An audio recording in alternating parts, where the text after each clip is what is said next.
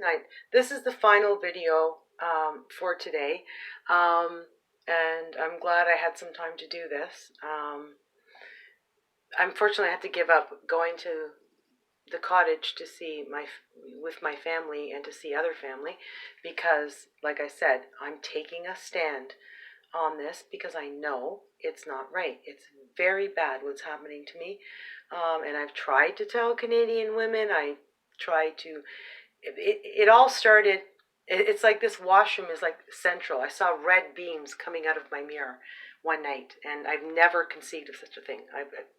I mean, my imagination, I don't know about your imagination, but my imagination is not that powerful. I've never conceived of red beams coming out of my mirror. But one night I woke up when all these weird symptoms started happening in my eye contour areas. I woke up and it was dark and I saw red beams coming out of the mirror. I went, and I turned on the light and the red beams disappeared. So this is a central room. This is where I put my cream on, and then all this stuff started. It was like an attack. All this weird stuff started happening with my eye contour areas. There was one main event in which everything changed. Weight gain. There's dark shadows under my eyes. There was some kind of degradation of the skin, and I believe that was some kind of poisoning or toxin given to me. That was one main event. But other than that main event, in which everything really changed significantly, then there was all these like symptoms following the logical pattern.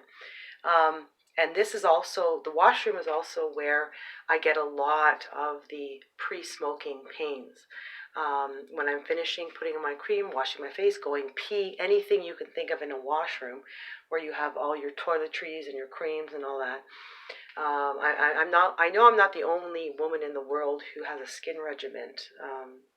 I can't be the only woman in the world who has a skin regimen. So at the end of putting your cream on or exfoliating or cleansing, at the end, I would get struck with ankle pains, shin pains, pain in the buttock, anus, you name it. But it's always before I go out to smoke, right? A third. I want to stress a third. And I just want to say that, you know what, if this hadn't happened, I would have quit smoking. Because I feel like it's almost like some kind of anti-cessation, really sinister anti-cessation program. But I'm not allowed to say that because I'm only a housewife. And the last doctor I sent that to at Mackenzie Health told me within 15 minutes I'm a paranoid schizophrenic, and he called Children's Aid on me. So I'm not allowed to say that. There's no poisoning in Canada. There's no harm to anyone in Canada. It is a perfect, ideal country, and I'm not allowed to say it. So I won't say it, but I can speculate, and I can observe and document my symptoms. That's what I can do, which I've been doing. So a lot of the stuff happens in this washroom is critical for a lot of the symptoms, okay? Like just this morning, I was finishing off putting on my cream. I turned around, I got a horrific cramp in my back. I was turning around to get Kleenex, here, the Kleenex, and I got a horrific pain in my back because that's when I habitually or typically I will, after that, I will go out. When I'm done, I will go out and smoke a third. Not always, but I tend to do that. So what I want to end off with is, I have this written down here. Oh yes. So this, I'm trying to tie this in with mid-2016. When I started writing the letter of complaints, when I was writing the letter of complaints, I would get the pains in the eye contour areas. The eye would start watering. Then I was given that poisonous eye drop. My eye doctor said, you know what, I don't know where the shoppers got that. It's not even on my list. I would never prescribe that. It was she said it's toxic to your eye because I have pre-glaucoma, which hasn't been treated yet because I've never been back into the medical system. I just don't trust anybody anymore. And she said, I would never. It's not even on my list. I would never even prescribe that. I don't even know where they got that from. So I was given this poisonous drop. Thank God I did not put it more in, because she said it could have closed your eye. In other words, blinded me. It could have blinded me. So this is where I would come when I was writing my letters of complaint, and then my eyes would start twitching, or there'd be sharp pains, or my eye would start watering profusely, and I'd have to stop writing, and I'd come and look in the mirror and say, "What's going on? What's going on?" I'd look at my icon, "What's going on?" And one time I saw a line. It was flashing. It was literally flashing. So I don't know if that's some kind of apparition, some kind of strange manifestation presentation, or if it's real. I don't know that, right? I have no way of knowing that, because nobody's telling me anything. I'm completely in the dark. I'm just basically I'm a sitting duck, basically, right? I'm a sitting duck, and these things are being inflicted on me, and I'm not being given any information, so I don't know. I can only speculate. Based on what I see, based on my sensory perception, based on my rationality, my rational inquiry, and my critical thinking, I can only speculate. So, a lot of times when I would say something, write a letter, something that was controversial. I never considered it controversial. Like, I don't consider a letter of complaint about your child being bullied at school controversial. It should not be controversial in a democratic society. That should not be, unless your unions are really fucked up and they can't accept a letter or a note, then, that a letter of complaint about your child being bullied, a professional letter of complaint, and I'm very, very experienced professional writer. I do not threaten. I do not use really, really extreme language. I'm not a hateful person. I don't like violence. It's totally not me. So my letters are very professional, but it seems to me that these became very controversial for some reason. I don't know why. One of the things that would happen is, like I said, I'd get these symptoms and I'd have to stop writing. Another thing that started happening is whenever I started speaking out loud, I would get excruciating hip pains. Now, it felt like I've talked about this in my diary so many times, and they were on videos on YouTube that disappeared. Hip pains, and they feel like a pinched nerve. It feels like a pinched nerve, but it's so excruciating that you can't move, because you can feel it as soon as you move. It gets so bad. Like, I've screamed out, which I never do in pain. I'm not a pain person at all. I've never been a pain person. So as soon as I scream, I would, as soon as I feel it, I would scream out. That's how, and it paralyzes me. There's a section in my diary where I want to read that in the next video.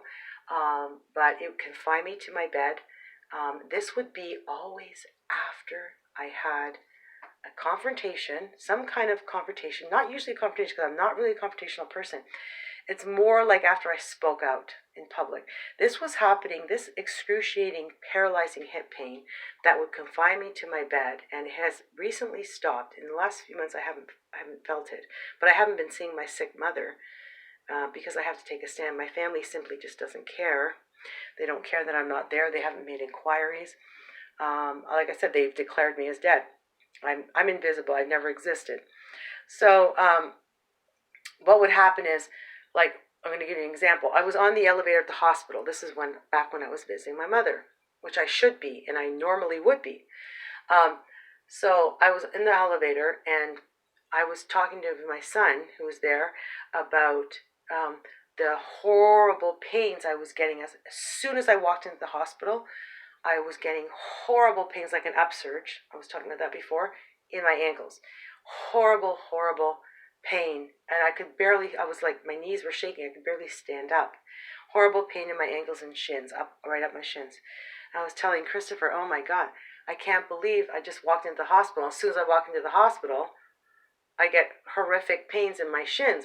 That's just not normal. That's weird. That sounds like the pattern I'm getting home. And there were two people standing there.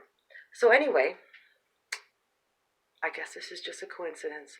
But that night, I this is after I spoke out. I spoke out about it because like I said, I told Christopher on the elevator in front of the people that, oh my God, this is so weird that as soon as I walked into the hospital, I said it out loud. I got horrible pains in my ankles and shins, and I think I also mentioned something like, oh wow, I guess it's my subconscious. Wow, what an incredible subconscious I have. Gee, it must be, that would be hard to prove though. I have an incredible subconscious that does all of this. It's so logical. My subconscious, which is supposed to be abstract, is so logical and methodical and well thought out. So I was talking about this publicly on the elevator, and there were two people there. And because I rarely have adult conversations. So when I do encounter other adults, or whenever I'm with other adults and I say something out loud like that, what would happen is that night I would get excruciating, paralyzing hip pain. And like I said, it confined me to my bed. And I remember that night, that was the first time, one of the first times it happened. And then it also happened several other times when I did the same thing. I spoke out. I was talking to some nurses about some weird glitch that happened to my mother's feeding tube. It just suddenly turned off and it was flashing, and they were like, what the hell's going on? And they're like coming in, and I said, oh, this kind of thing happens to me. I glitch computers everywhere I go. I said, there must be a microchip in my body or something. And I remember that night as well. It started a little in the evening, and then it got really bad, and it all night long. Like it's so bad that I can't even go to the washroom. But somehow, miraculously, by about 5 o'clock, it goes away, and I'm able to go to the washroom. Isn't that miraculous? And another thing, by the next day when it's workout time, the hip pain completely disappears. When it's workout time, by about 1 o'clock, 2 o'clock, the pain completely disappears, and I'm able to stretch my legs. I'm able to do all, kind of acrobatics, aerobics, move my legs around, and there's no hip pain. There's absolutely no hip pain. The next day, there's no hip pain. It's all gone. Not a sign. And yet, the night prior, I was paralyzed, literally paralyzed and confined to my bed. Well, isn't that strange? Pain, never in my life have I ever experienced pain like that.